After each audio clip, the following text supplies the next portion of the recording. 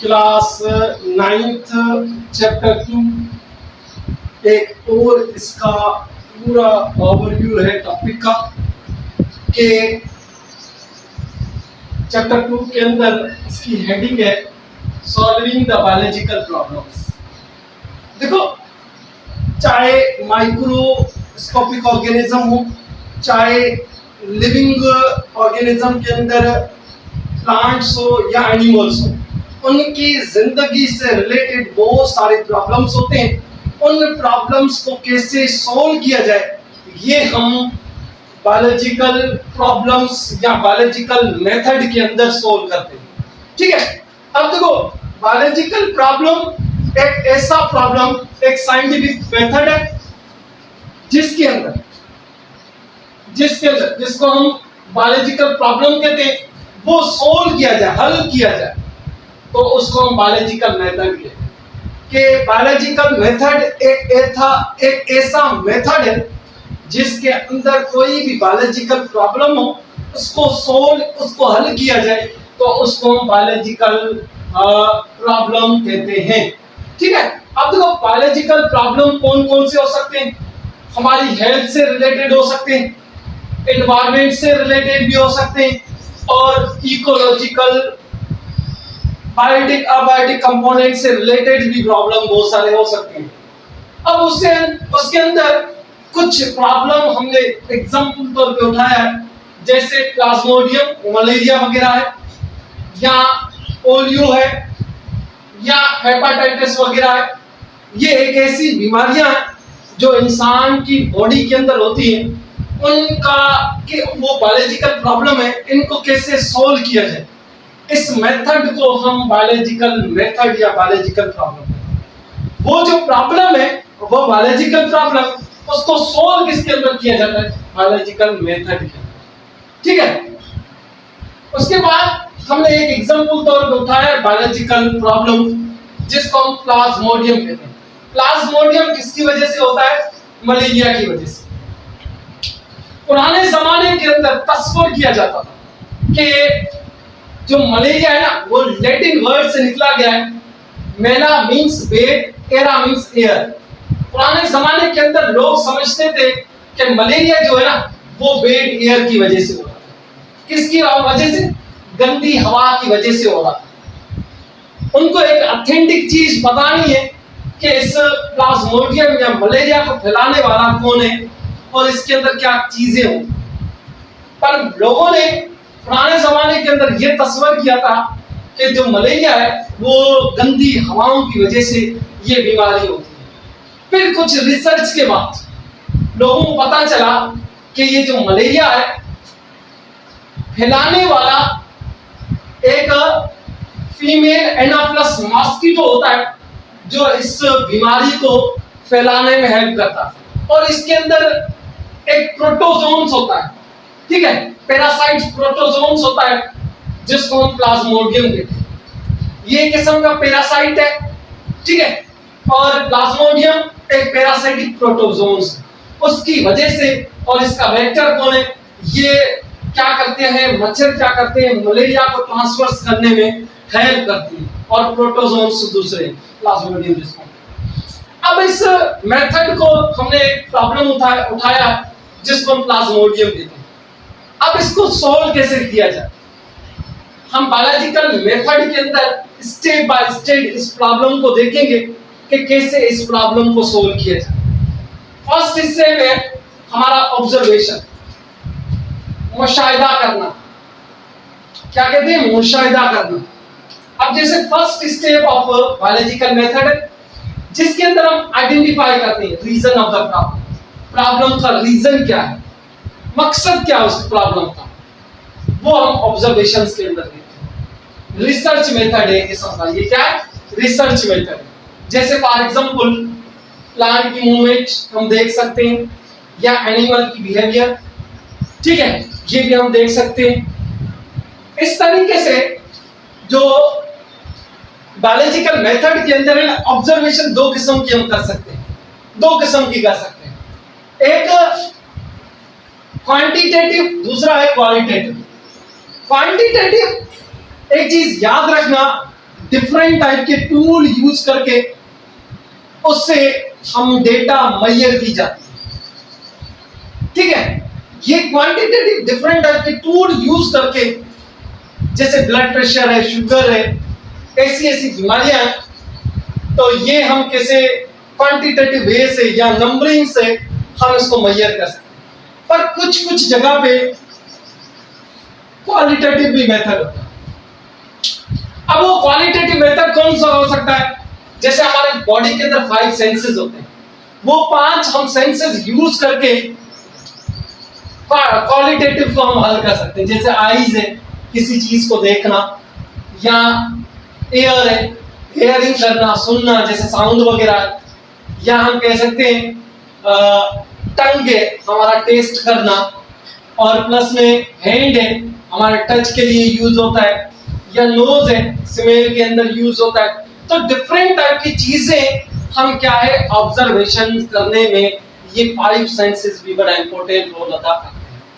उसके बाद फर्स्ट एक साइंटिस्ट था जिसका नाम है चार्ल्स लिविरोन, जिसने फर्स्ट टाइम जो मलेरिया पेशेंट था उसके सैंपल उठाए और सैंपल्स को किसके अंदर, माइक्रोस्कोप के अंदर उसको ऑब्जर्व किया तो इसके अंदर एक प्लाज्मोडियम पड़ा था। प्लाज्मोडियम दरअसल क्या, एक पैरासाइटिक प्रोटोजोन्स है। ठीक है, प्लाज्मोडियम क्या है, एक पैरासाइटिक प्रोटोजोन्स है जो बीमारी काज करता है। ठीक है, अब ये चीजें फर्स्ट टाइम चार्ल्स लिविरोन ने ऑब्जर्वेशन की 1880 के अंदर ये फर्स्ट टाइम चार्ल्स लिविरोन ने ऑब्जर्वेशन की। उसके बाद आते हैं हम हाइपोथेसिस के अंदर। हाइपोथेसिस एक किस्म की untested idea in our mind, एक अनटेस्टेड आइडिया होते हैं। डायरेक्टली हम बोल देते हैं कि प्लाज्मोडियम काज बाय मलेरिया, एक तुक्का मारना। एक इंटेलिजेंट गेशियस साइंटिस्ट जो स्टेटमेंट देते हैं एक किसी चीज के ऊपर तुक्का मारना, वो तुक्का जो है वो हाइपोथेसिस। ठीक है, कभी कभी ये हाइपोथेसिस टेस्टेड भी हो सकती है, टेस्ट भी करके हम बता सकते हैं। हम पूरी तरीके से हमें कंफर्म नहीं होता है, फिर भी हम बता देते हैं टेस्ट करके। जैसे इसने टेस्ट करके बता दिया कि Plasmodium cause by malaria, Plasmodium he malaria को फैलाता है या बीमारी फैलाता है जिसको हम मलेरिया कहते हैं। अब उसके अंदर डिफरेंट टाइप की चीजें थी कि रीजन क्या है इस चीज का। उसने रीजन दिया कि किसी भी चीज का, डिफरेंट टाइप के जो बायोलॉजिस्ट थे, collect the information about the problem. Problem हमारे पास कौन सा, मलेरिया। ठीक है, फॉर्मुलेटेड द हाइपोथेसिस। ठीक है, हाइपोथेसिस यूजिंग द रीजनिंग। अब इसके अंदर रीजनिंग ढूंढना स्टार्ट। अब रीजनिंग के अंदर हमारे पास 2 किस्म की रीजनिंग देनी पड़ती है, एक इंडक्टिव और दूसरा डिडक्टिव रीजनिंग। इंडक्टिव और डिडक्टिव रीजनिंग के अंदर फर्क ये याद रखना, इसके अंदर हम स्पेसिफिक टू जनरल जाएंगे और इसके अंदर जनरल टू स्पेसिफिक जाएंगे।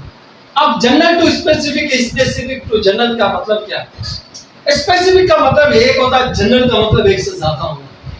जैसे सपोज करते हैं शार्क एक मछली है, शार्क एक मछली है, शार्क एक क्या फिश है।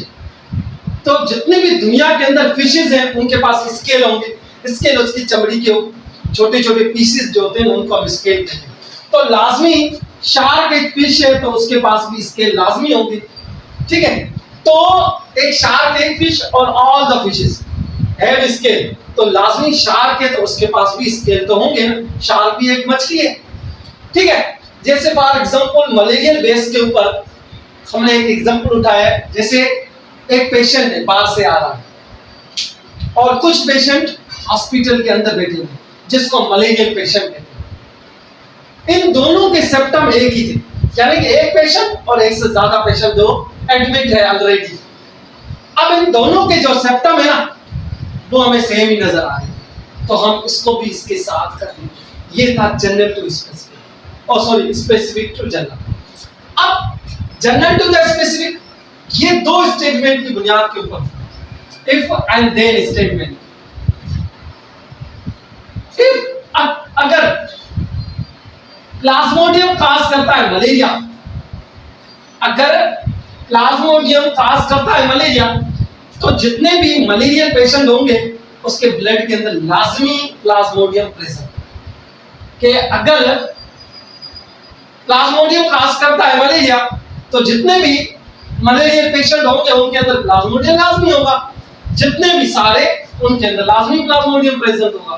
तो ये जनरल टू द स्पेसिफिक। ये चीजें याद रखनी है आप लोगों को, बड़ी इंपॉर्टेंट चीजें, थोड़ी सी है, माइनर है पर इंपॉर्टेंट। उसके बाद हम एक्सपेरिमेंट करेंगे। एक्सपेरिमेंट एक किस्म का प्रैक्टिकल परफॉर्मेंस है जो लेबोरेटरी के अंदर परफॉर्म करते हैं of scientist to identify the real cause of problem based of inductive and deductive reasoning के बुनियाद के ऊपर हम एक एक्सपेरिमेंट करते हैं।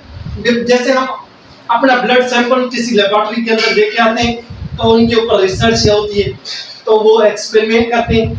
उन एक्सपेरिमेंट के अंदर दो ग्रुप उठाए, एक हमने कंट्रोल ग्रुप उठाया, दूसरा एक्सपेरिमेंटल ग्रुप। एक्सपेरिमेंटल ग्रुप या कंट्रोल ग्रुप, कंट्रोल ग्रुप के अंदर हमने 100% उठाए, 100 आदमी उठाए, और एक्सपेरिमेंटल ग्रुप के अंदर भी हमने 100 आदमी उठाए।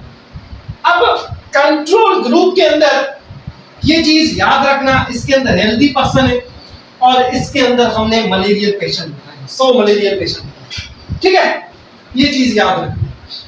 अब इसकी रिजल्ट निकलेगी, लाजमी इसके ऊपर प्रैक्टिकल परफॉर्मेंस होगी, उसके बाद इसकी रिजल्ट निकलेगी। रिजल्ट क्या है? रिपोर्ट। रिजल्ट क्या है? रिपोर्ट। रिपोर्ट है, रिपोर्ट के अंदर हम रिजल्ट वेरीफाई करता है किसको? हाइपोथेसिस। हमारे जो हाइपोथेसिस है उसको वेरीफाई करता है कौन? रिजल्ट। के जो कंट्रोल ग्रुप या एक्सपेरिमेंटल ग्रुप कि जिसके अंदर कंट्रोल ग्रुप थे, जिसमें हेल्दी पर्सन हमने उठाए थे, उसके अंदर कोई भी प्लाज्मोडियम नहीं है, फ्री प्लाज्मोडियम। और जो एक्सपेरिमेंटल ग्रुप उठाए थे, जो मलेरियल पेशेंट्स के ब्लड ग्रुप उठाए थे, उनके अंदर प्लाज्मोडियम प्रेजेंट। तो उसके बाद हम एक पूरा कंक्लूजन निकालेंगे। कंक्लूजन किसको कहते हैं? नतीजे को कहते हैं। फाइनल नतीजा क्या है? ये final step of biological method है, जिसके अंदर हमने ये पता चल गया है कि प्लाज्मोडियम काज बाय मलेरिया। अब हमें कंफर्म हो गया कि प्लाज्मोडियम काज बाय मलेरिया। ऐसे हम एक साइंटिस्ट, एक से ज्यादा दूसरे साइंटिस्ट भी होंगे, उनकी अलग अलग रिपोर्ट होगी। तो जो यहाँ पे इस चीज का 40 लिबरोल ने तुक्का मारा था कि प्लाज्मोडियम काज बाय मलेरिया, तो इस हाइपोथेसिस को रिपीट एंड रिपीट हम टेस्टिंग करते रहेंगे, रिपीट एंड रिपीट टेस्टिंग करते रहेंगे। तो उस चीज को हम क्या कहते हैं? थ्योरी। के हाइपोथेसिस को एक से ज्यादा बार हम टेस्ट करें, उस चीज को हम क्या कहते हैं? थ्योरी कहते हैं। एक से ज्यादा हमें स्टेटमेंट मिले in the form of conclusion, तो उसको हम थ्योरी कहते हैं। और थ्योरी डिफरेंट टाइप की हो सकती है, ऑथेंटिक चीज नहीं होती। ठीक है, जैसे cell theory, theory of evolution है, या बिग बैंग थ्योरी, जिसके पूरी ऑथेंटिक बात नहीं कही गई, उसको हम थ्योरीज कहते हैं। अब अगर थ्योरीज के अंदर सब साइंटिस्ट की एक ही रिपोर्ट आ रही है, भाई प्लाज्मोडियम काज बाय मलेरिया, तो हम कह सकते हैं a scientist law is a uniform और कांस्टेंट फैक्ट ऑफ नेचर, और कभी भी लॉ नेवर बी चेंज, कभी भी चेंज नहीं हो सकता। जैसे लॉ ऑफ थर्मोडायनेमिक्स है, energy transfer from one form to another form, neither be created nor be destroyed but change one form to another form। जैसे law of conservation of mass है, मास भी ऐसे ही एक फॉर्म से दूसरे फॉर्म के अंदर कन्वर्ट कर सकते हैं, पर उसको पैदा या फना नहीं कर सकते। तो ये चीजें इसके अंदर इंक्लूड होती है, थ्योरीज, लॉज वगैरह, या बायोलॉजिकल मेथड्स के अंदर 1 by 1 स्टेप्स वगैरह। ये हमारा सेकंड चैप्टर 9th क्लास 9 से रिलेटेड है, दूसरे चैप्टर का। ठीक है, इसके बाद इंशाल्लाह हम नेक्स्ट टॉपिक के अंदर मिलेंगे। Thank you.